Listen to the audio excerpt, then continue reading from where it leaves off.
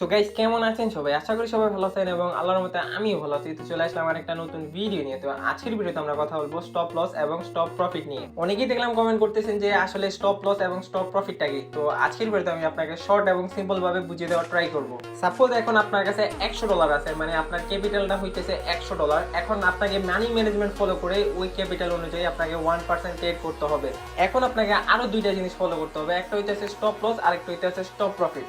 এখন আমাদের কথা হইতেছে স্টপ লসটা কি? স্টপ লসটা হইতেছে আপনার ফুল ক্যাপিটাল জিরো হওয়ার আগে থেমে যাওয়া। তো এক্সাম্পল হিসেবে আমি আপনাকে বুঝাইতেছি, ধরেন আপনি প্রতিদিন 5টা করে ট্রেড করতেছেন। এখন ওই 5টা ট্রেডের মধ্যে যদি আপনার $2 লস হয়ে যায়, আপনি যদি ট্রেড বন্ধ করে দেন তাহলে ওইটাকে আমরা স্টপ লস হিসেবে ধরে নিব। আর স্টপ প্রফিটটা হইতেছে আপনি 5টা ট্রেডের মধ্যে যদি আপনার $3 প্রফিট হয়, আপনি যদি ট্রেড বন্ধ করে দেন, আর ওইটাই হইতেছে স্টপ প্রফিট।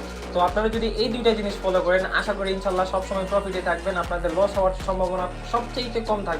তো আশা করি বুঝতে পারছেন।